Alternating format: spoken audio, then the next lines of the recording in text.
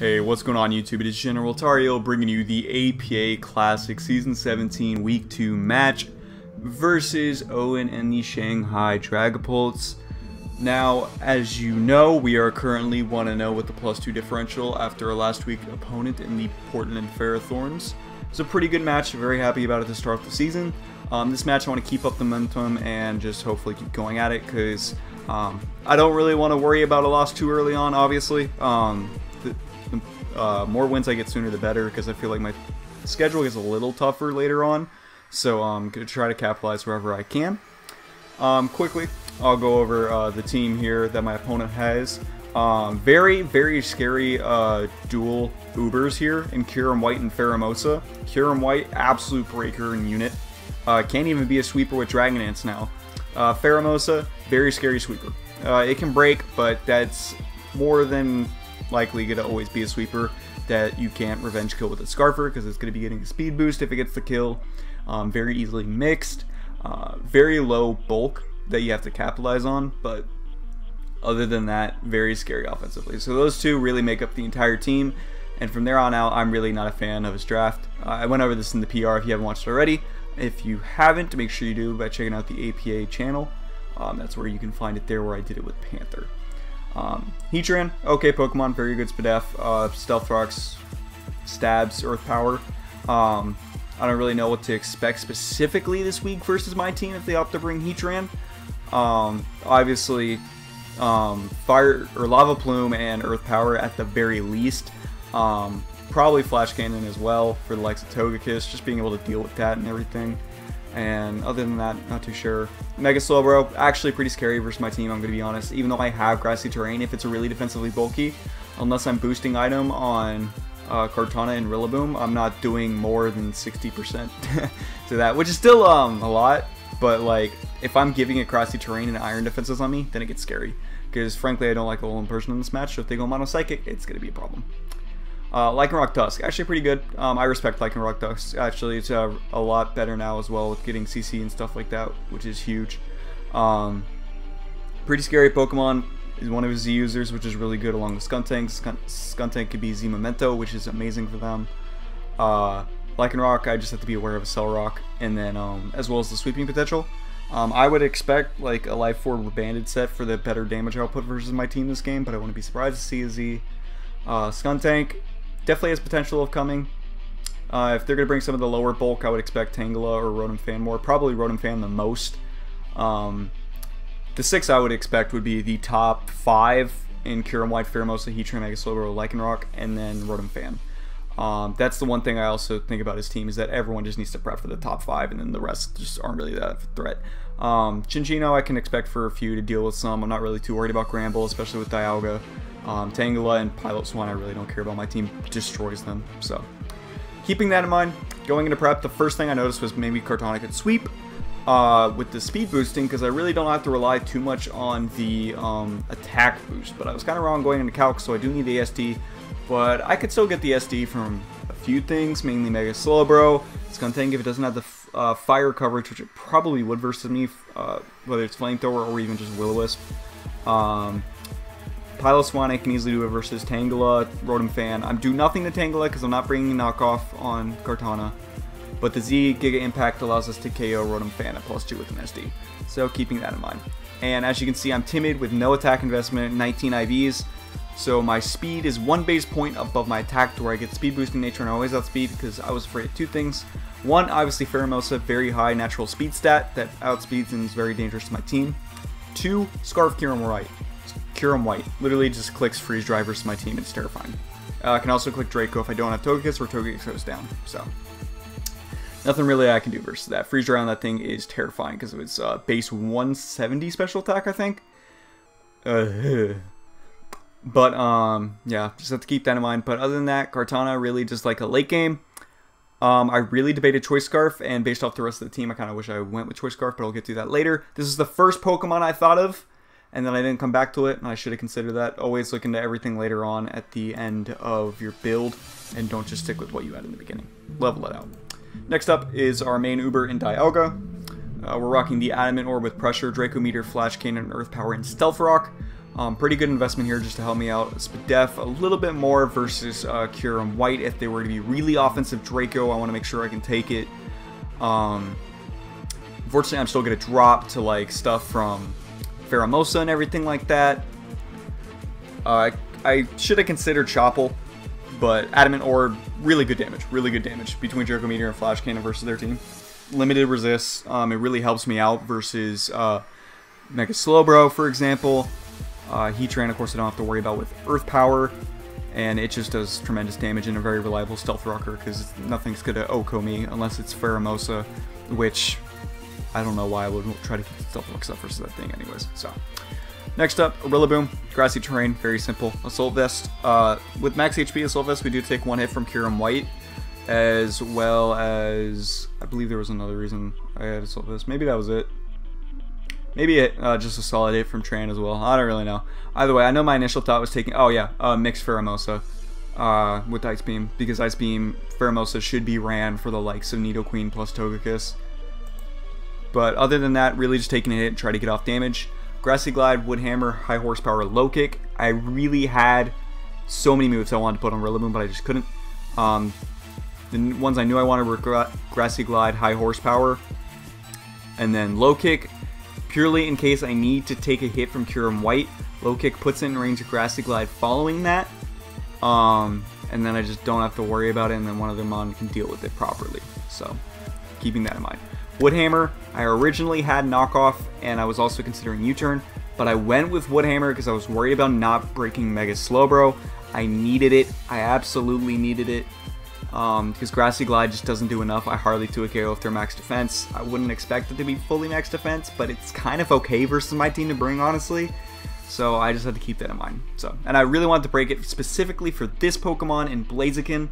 Blaziken looks so good this match once Mega Bro's gone. After Mega Bro's dropped, this Pokemon just wins. So I said Mega Blaziken, didn't I? Normal Blaziken, lol. Speed Boost Blaziken. We're bringing the Charcoal with Protect, Swords Dance, High Jump Kick, Flare Blitz. So basically the Protect just make sure I get the speed over time. I want to make sure I outspeed Pheromosa, as well as the potential Scarf in Kyurem-White. If I pick up a kill or I'm just in for one turn, I want to make sure I can Protect and still outspeed the following turn.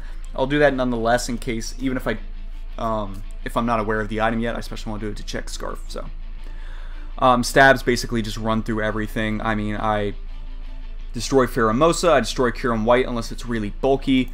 I OHKO Heatran. I can't even mess with Blaziken until Slowbro's gone, so don't even worry about it. Lycanroc destroyed by High Jump Kick. Skuntank, I will need the +2. Piloswine destroyed by High Jump Kick. Tangela destroyed by +2 Flare Blitz. It does take two Flare Blitz to OHKO a defensive Tangela, because that is fat shoes. +2 as well for Flare Blitz on Rotom Fan.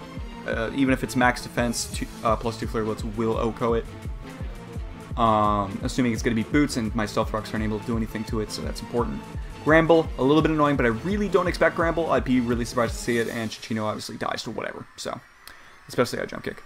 But one thing I do want to mention now that I did not know in this draft and everything, I was not mentioned until after this match, that even though we are forced to play under a format to where it does not show the new moves for the Pokemon that are not in the game, I can run close combat on Blaziken and it's legal.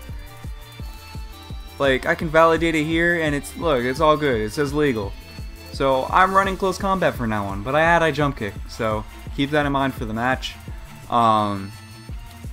Yeah, it's kind of annoying because like I played around it a little bit to expect Protects because I had to in the previous seasons when I had Mega Blaziken, and it's good to not have that now. So some of the new things that you'll look forward to in the future: Blaziken gets close combat and U-turn now, as well as like Aura Sphere, which is pretty cool if I want to bring a special one. So really considering that, Blaziken has amazing move pool because of that. It's probably why Blaziken was above Mega Blaziken now that I consider it, because they can easily be mixed with Life Orb and stuff like that. So.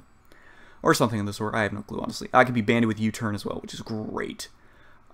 Dialga gets Body Press, which is going to be huge. If y'all remember in the draft, I really wish Dialga got Body Press, and now I'm going to be able to use it.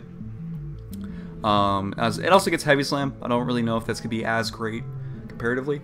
Dialga is really heavy, don't get me wrong. But in general, Flash Cannon might still do more if I'm going special attack investment. I believe Kartana got something else. I might be tripping. Queen also got like Hex and Curse and stuff, but moving on to the rest of the build, we'll highlight some of those new moves in the later builds and the rest of the battles later on in the season. We got Blastoise here, Shell Smash, the second Pokemon I thought of going into this. Shell Smash, Hydro Pump, Dark Pulse, Ice Beam. I felt like I had to run Dark Pulse specifically for Mega Slowbro. I want to get rid of it. This is my middle game, like breaker with Shell Smash. It's really tough for them to deal with. And also, I would hope that I was able to weaken Kyurem-White. Basically, if I'm not able to weaken Kyurem-White, Mega Blaziken is my win con, and I try to weaken Mega... I said Mega again. Blaziken is my win con, and I try to just take out the Mega Slowbro with Blastoise. But if Blastoise is looking solid because Kyurem-White is gone, or extremely weakened because of Rillaboom, because Rillaboom's low kick that I mentioned before will put in range of any +2 of the moves I have up here, especially like Ice Beam, Dark Pulse that do probably around like 40 minimum or so, assuming they don't have bulk. That allows me to win with Blastoise from there on out, because they really don't have that many switch-ins to Blastoise, period. So, very important to keep in mind between my two sweepers here, between Blaziken and Blastoise. And lastly, we have Nidoqueen here. Really tough to debate between Togekiss and Nidoqueen. I have to go Queen purely because if I bring in Togekiss, it really just has a lot more momentum for things like Rotom Fan, Lycanroc. It's really painful for that. So I decided to go Nidoqueen with Yachi. This helps me out with both the potential mix in Pheromosa. With my investment that you see here on the screen with all the EVs, that lets me take a high jump kick from Pheromosa, and then I'm able to also take the Ice Beam with the Yachi after, if they're mixed light forward. And then I also just OHKO it if they're minus Spadef investment, because if they're mixed, they're typically giving me minus Spadef so they can eat the priority moves on the physical side slightly better, such as Rillaboom's Glassy Glide. So if they're minus Spadef, we do 100% minimum with 24 modest Sludge Wave to Pheromosa, which is great. Earth Power, obviously, just 2 stabs, hit pretty hard. Super Fang allows me to get Kyurem-White low, and Super Fang plus Taunt allows me to deal with Slowbro really, really well. Taunt can also prevent rocks on like Piloswine or something. It can be beneficial to a lot of the Pokemon in the lower speed tier that's typically the Owen's Bulk, for example. So going into this, I was pretty fine. The only thing I wish I changed was Kartana with Choice Scarf. Purely because, like I mentioned, Choice Scarf Kyurem-White would be a problem for me, along with Pheromosa in general, assuming Pheromosa doesn't get the boost, which it typically will versus my team once Nidoqueen is gone, assuming... It's like, Nidoqueen's the real one thing where I need to get on Pheromosa, get Pheromosa gone, I'm safe. It's really tough for me to deal with Pheromosa. So, I was able to do that. Kartana could at least follow up on Scarf Kyurem, but I think I'll be okay. Or at least I thought I would be okay going into the build. Felt pretty good. And then I pull up the match here versus Owen. Let me clear off the screen of the matchup and logo. And as you can see, he decided to bring Pheromosa, Kyurem-White, Heatran, Lycanroc, Dust, Skuntank, and Rotom Fan. Only surprise is Skuntank over Mega Bro. Now, this initially got me so happy because I'm like, okay, literally if Blaziken gets +2 at all, it literally just wins, assuming I play it correctly, I don't miss high jump kick, etc. Or they don't protect high on jump kick, period. So that's where close combat also would have been nice, and I don't have to worry about that. But then there's Lycanroc's priority that I take into consideration because I'm losing my bulk with close combat. But either way, so Blaziken's looking really good. Rillaboom kind of looking expendable because I don't have like Slowbro to worry about, but I can take a hit from Kyurem-White like I mentioned before if needed, so I'm really taking that a factor.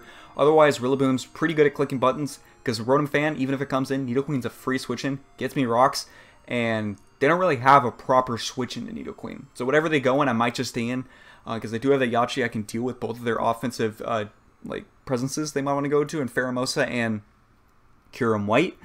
I wouldn't be surprised to see if they just stay in with Rotom though and try to flinch me now with Air Slash or something like that, because they can't deal with Nidoqueen, period, which is really, really good for me.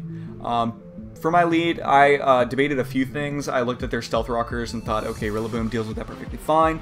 I don't want to be in a bad position if they automatically lead Kyurem-White, because even if it's Scarf, I'm worried about anything. If they lead Pheromosa, I'm fine leading Rillaboom purely because I have Nidoqueen. So it would give them potential U-turn momentum, but I was willing to risk that.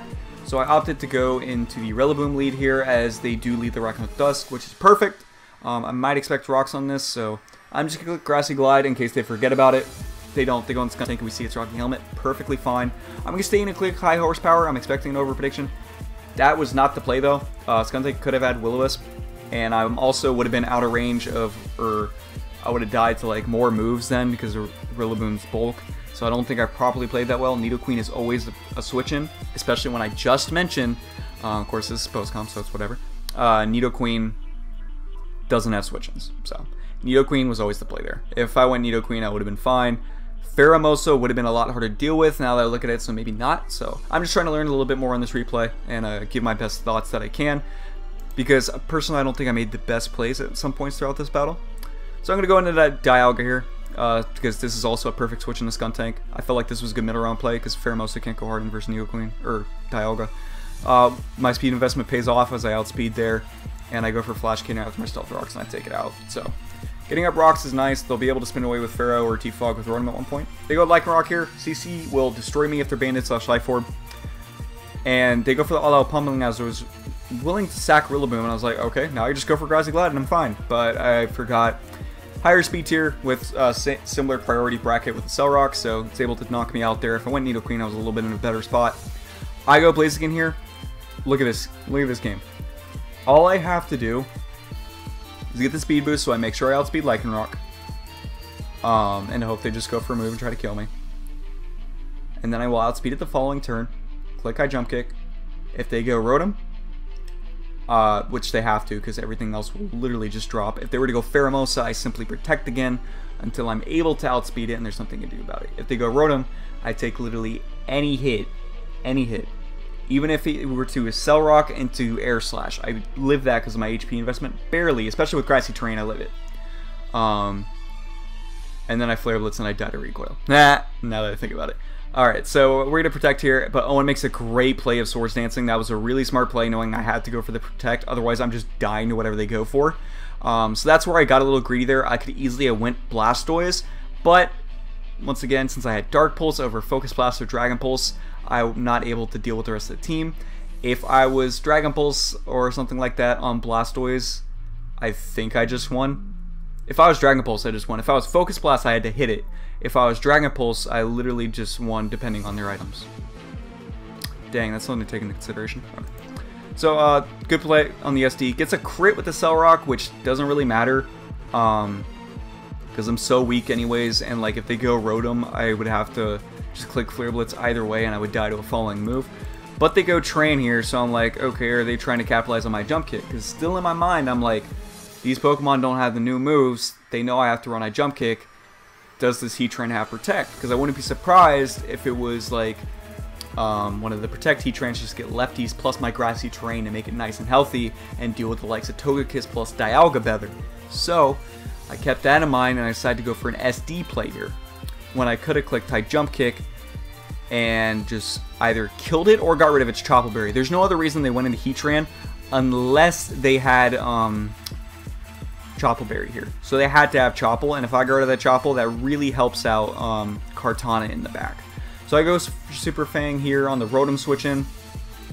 They go for Pain Split. I go for Taunt, just so they can't do that plus Defog. So I'm just going to Sludge Wave spam now. They have no switch and they go Heatran after. It's perfectly fine. I just click Earth Power. And I'm still just going to click it. They go for Air Slash here. They do get the flinch, but I should be able to live another one as the taunt does end. And I'm going to go for Sludge Wave here and knock it out. Now, the one play I wish I did here instead of that was click Taunt at that last Air Slash. It lived on 4%. Let this Rotom live. And then I go into Kartana and SD for literally free after. So, if that was Chople on Heatran, and I clicked High Jump Kick and got rid of the Chople, if I made those proper plays, Kartana literally won the game.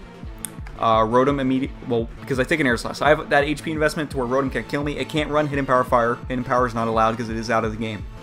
So, Rotom literally can't kill me with any move it has. And if it's taunted, it can't Pain Split me. It can't Thunder Wave me. The best it could do is get either Volt Switch out to deal with me and just go hard Pheromosa, which is actually pretty free. Dude, I'm just talking a lot. I'm trying to get an understanding of this. Y'all probably know the outcome of the battle, but I'm trying to learn properly, so. And just talk it out. So they go in the Pheromosa here, which is understandable. This thing is just going to get the free boost, and it's terrifying. Rapid Spin gets the speed boost, and now I'm in even a worse spot. Go into Blastoise here. I'm like, okay, if they U-turn, that's a choke because they don't know my Blastoise set.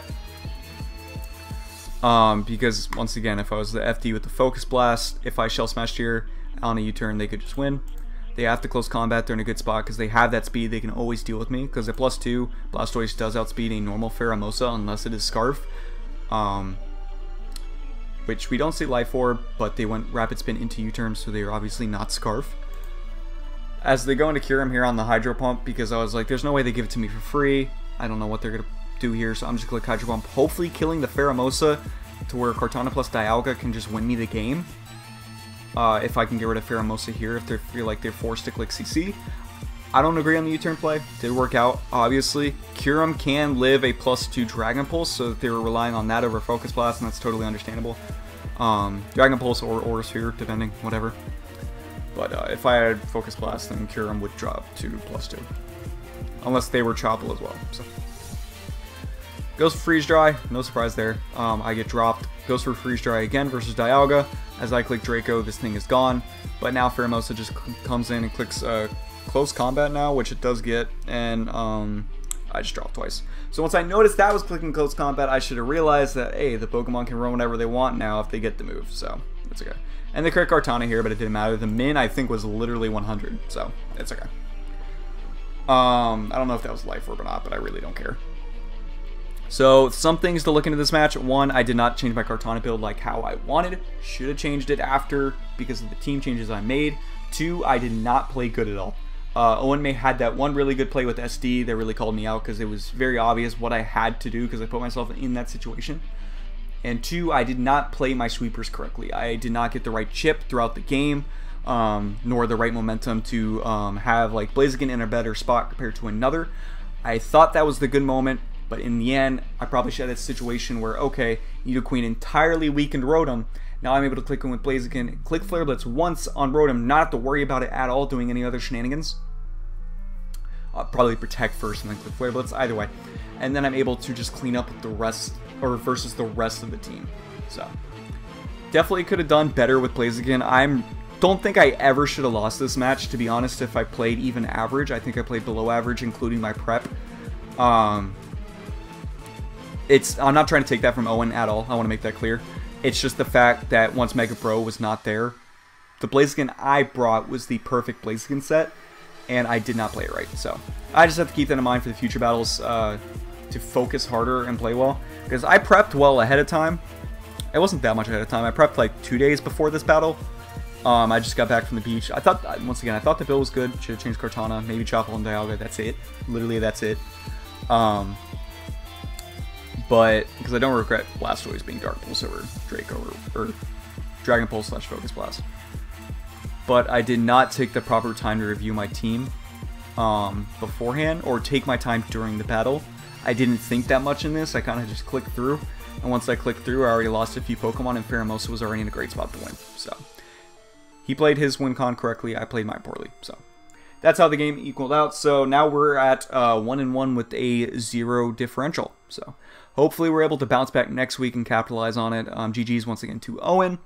Hopefully Pheromosa and Kyurem could put more pressure on more teams for you. That offensive core is insane. I'm still really happy with this team, and that's also why I'm kind of sad about that loss in general. But we'll bounce back. I know I will. Sorry if I rambled on and if it was a little bit negative this video. But because I also went disc golfing today and I wanted my game to be a little bit better. But that's going to be it for me, y'all. I will see you guys next Saturday. Please tell me what you're looking forward to in this team and which one is your favorite so far. And actually, you know what? Just let me know what your favorite Ultra Beast is. We had Kartana and Pheromosa. What's your favorite Ultra Beast? Let me know in the comment section. Alright. Bye, everyone.